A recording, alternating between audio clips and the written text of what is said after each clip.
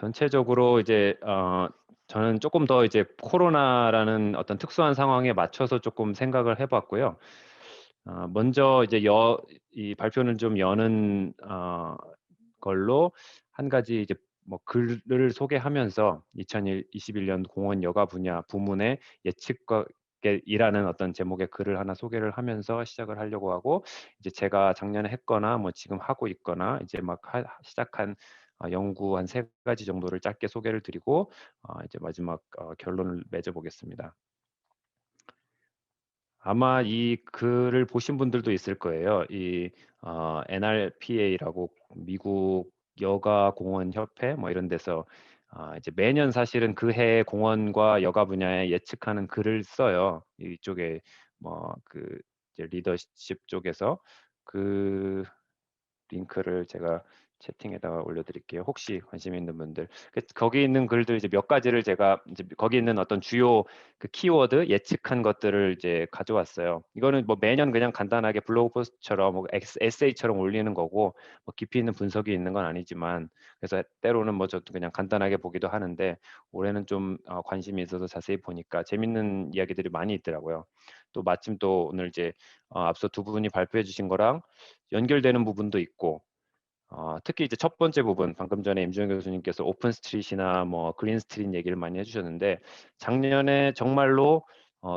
도시들에서 그런 공원과 가로 혹은 그 두 개가 합쳐진 어떤 그런 공공공간, 5개 공간에 대한 어, 조금 정책적인 변화를 많이 이렇게 가져온 것 같아요. 그 이제 도심부 전체를 아예 그냥 차를 차단한 도시도 심지어는 있고,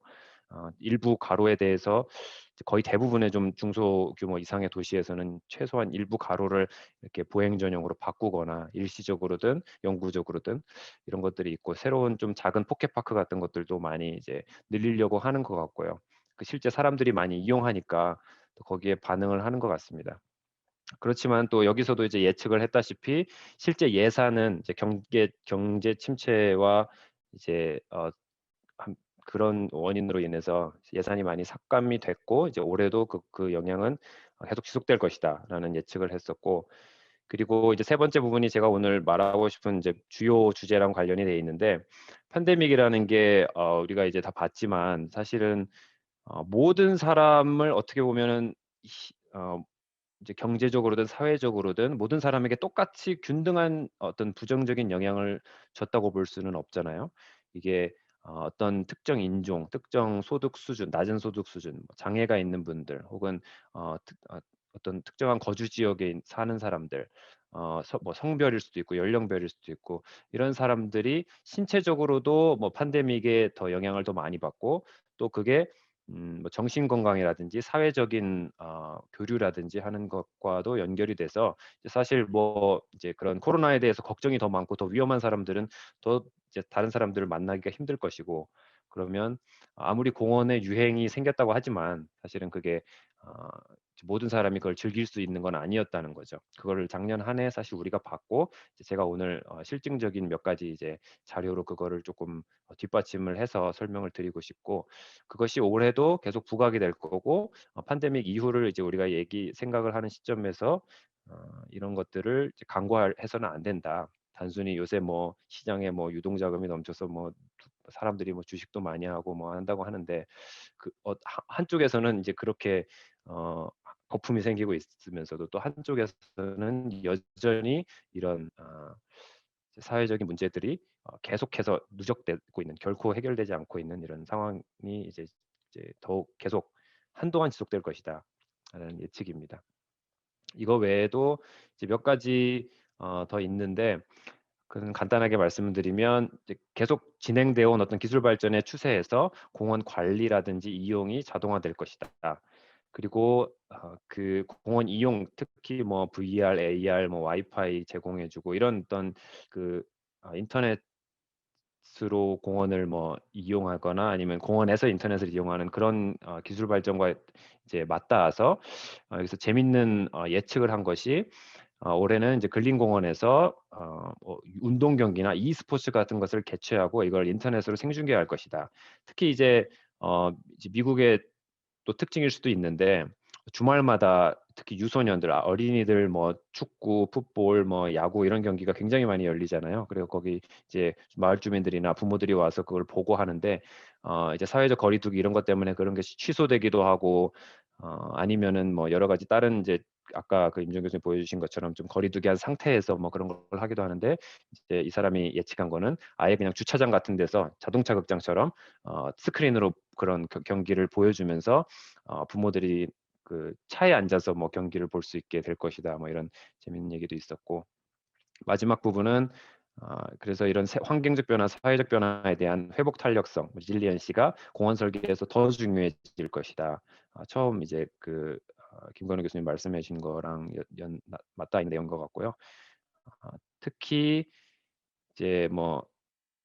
계속되어 온 어떤 미국 교외 지역의 추세이긴 한데 코로나로 인해서 또 경제적인 타격을 많이 받아서 아마 이 추세가 가속될 수도 있을 것 같아요. 상업몰들이 많이 문을 닫고 쇠퇴하고 있고 또 뭐 지하 공간이 버려진다든지 이렇게 버려지는 공간이 새로운 공원 설계 조경의 대상지가 될 수 있고 그것이 어떻게 보면 우리가 그 기존의 도시를 만들었던 방식을 조금 다르게 보는 기회가 될 수도 있다.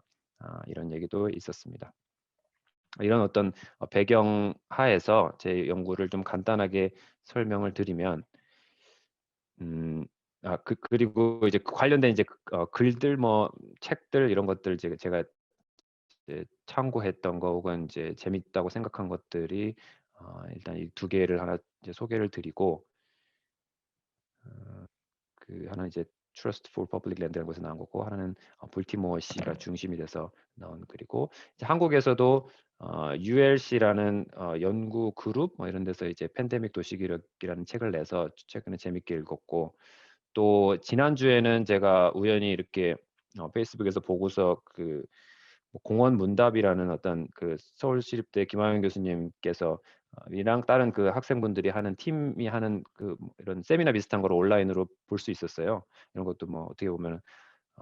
코로나 덕분에 이렇게 원격으로 볼 수 있었던 건데 이 코로나와 관련된 공원 이용에 대한 분석이 재밌는 게 있었습니다. 이제 국내외적으로 이런 게 활발하게 진행되고 있다라는 생각이 들고 이제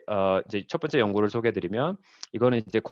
코로나랑 관련 없이 그 전부터 저희가 저희 유타 이제 그 교통 쪽에 지원을 받아서 같이 하던 연구가 있는데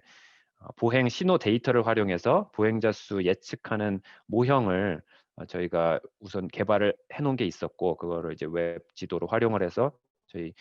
직접 이쪽 교통 담당자들이 이제 쓸 수 있게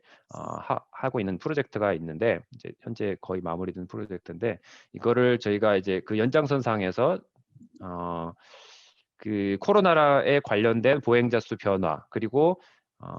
이제 조금 더 어쨌든 도시 계획, 도시 설계 조경을 하는 입장에서 그 도시의 환경이 그러니까 예를 들면 뭐 인구가 더 밀집된 곳에 보행자 수 감소폭이 더 클 것인지 뭐 아니면 주변에 이제 또 개인적으로는 공원이 있는 곳에 실제로 보행자가 더 늘었는지 아니면 더 줄었는지 뭐 이런 것들을 이제 보고 싶어서 또 추가적으로 이제 진행한 연구가 있고요. 보니까 2020년에 실제로 보행자 수가 한 3분의 1 이상 감소를 했고 특히 4월, 5월에 거의 절반 혹은 그 이상 감소를 한 걸 볼 수가 있었습니다. 그리고 주변에 이제 그 도시 환경 측면에서 보면 역시 인구가 조금 밀집돼 있거나 주변에 학교, 교회가 있는 지역이 그 코로나 이전에는 이런 인구 밀도 이런 이제 그 주요 어떻게 보면 거점 시설 글의 접근성이 저기 역시 주최 측에서 마이크를 또가 켜져 있는 것 같아서 꺼주시겠어요? 감사합니다. 이런 요소들이 보행자 수와 양의 상관관계가 있는 거죠. 근데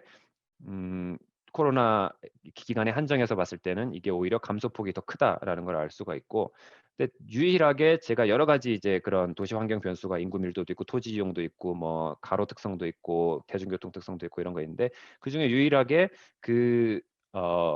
코로나 기간 동안 2020년 3월부터 10월까지 그 보행자 수와 음의 상관관계가 아니라 양의 상관관계가 있는 게 공원의 밀도 혹은 공원의 크기였어요. 그러니까 이제 우리가 이제 알고 있던 그런 이제 조경 분야에서 요새 이제 생각하고 있는 그런 공원의 유행과 유행을 뒷받침하는 자료라고 볼 수 있고 실제로 몇 가지 사례가 저희 이제 솔트레이크 지역에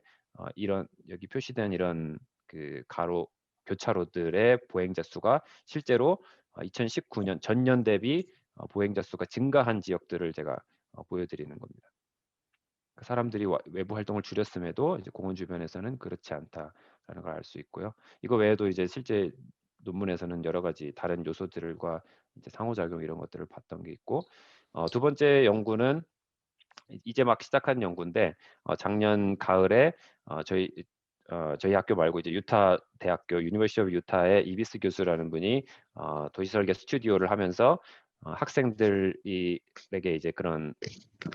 그 수리의 결과물로 솔트레이크 시티의 공공공간 마스터 플랜을 수립하도록 했어요. 그래서 그 과정에서 주민들 설문조사를 하고 약 한 4천 명 이상 정도 주민을 온라인과 그 실제 인터셉트 서베이를 통해서 2020년에 공원을 어떻게 이용했는지 그리고 이제 솔트레이크 시티 전체 뭐 그거 외에도 여러 가지 내용이 담겨 있는데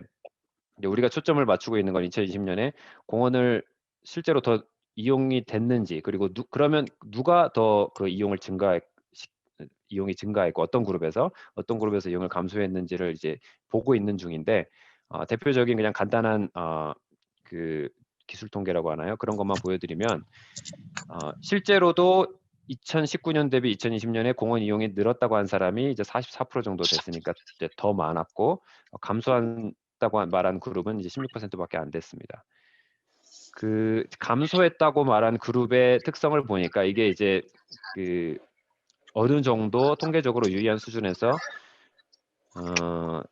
그 성별, 연령별 차이가 있었는데 보니까 이제 감소한 그룹 여성과 이제 소수 인종의 공원 이용이 더 감소했다라고 나오고 반대로 이제 젊은 사람들 그리고 자가를 소유하지 않은 이제 월세를 내면서 사는 사람들의 공원 이용이 더 증가했다라는 거를 이제 알 수 있고 조금 더 이제 더 구체적인 분석은 저희가 이제 하고 있는 중이지만 어쨌든 여기서 이제 뽑아낼 수 있는 결론은 공원 이용이 모든 그룹에게 균등하게 증가한 것은 아니다. 그것이 물론 현상으로 나타난 것만 이제 저는 보여드리는 거지만 어떻게 보면 그 기회 자체가 혹은 그 이제 팬데믹이 가져온 어떤 뭐 공포와 어떤 걱정과 이런 것들에서 이제 모든 사람이 그걸 균등하게 그 부정적인 영향을 균등하게 받는 건 아닐 수도 있겠다 이런 이제 시사점을 얻을 수 있을 것 같습니다. 그 마지막 연구는 저희가 이제 연구 페이퍼 자체는 완료를 해서 지금 심사 중인 연구인데 이제 어떤 소외계층 중에서 장애인들이 또 중요한 소외계층이고 정책적으로 이제 또 장애인을 타겟으로 한 여러 가지 정책이 필요한 부분인데 그런 측면에서 2020년에 이제 통행 행태 혹은 야외 활동 같은 것에 그 비장애인과 장애인의 차이를 저희가 본 게 있었는데요. 이거는 그냥 온라인으로 크게 이제 표본을 하지는 못하고 그냥 작게 해봤는데 다른 뭐 나이나 성별이나 소득 수준 이런 걸 통제를 해보니까 그럼에도 불구하고 장애인 혹시 특히 인지 기능을 가진 장애인들의 통행 행태 통행 어떤 야외 활동이 크게 감소를 했고 그 야외 활동의 특성도 조금 직장이나 병원, 학교 같은 필수 시설에 의해서는 통계적으로 별 차이가 장애인과 비장애인의 차이가 별로 없었는데 마트나 식당이나 어떤 여가 공간, 그게 실내가 됐건 실외가 됐건 여가 공간에서는 그 장애인들의 그 이제 방문이 훨씬 더 많이 감소를 했다는 것을 알 수가 있습니다. 이제 공원도 거기에 포함이 되고 그래서 역시 그 팬데믹의 영향이 그 형평성 문제를 우리가 간과할 수 없다라는 게 이제 그 페이퍼의 결론이었습니다. 그러니까 저희가 페이퍼 제목을 처음에 이제 뭐라고 하죠? 어떤 이중고 이런 이제 장애인이 겪고 있는 신체적인 어떤 우려, 그 팬데믹으로 온 신체적인 우려 그것과 더불어서 어떤 그 외에 사회적이고 어떤 그런 커뮤니티에서의 커뮤니티 활동에서 소외되는 측면 그 두 가지가 같이 이제 작용을 한다라고 볼 수 있습니다. 그래서 이제 오늘의 이제 결론으로 가면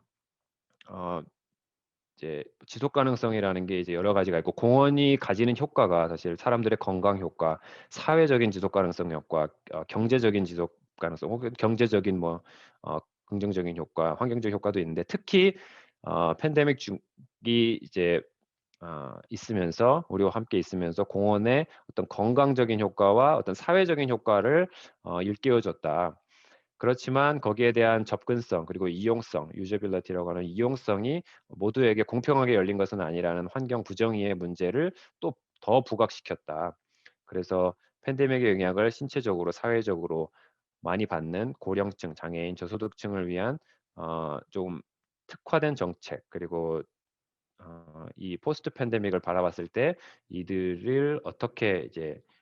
어 이들이 어떻게 그걸 겪고 있고 또 어떻게 우리가 대응해야 되는지 이런 연구가 필요하다라는 게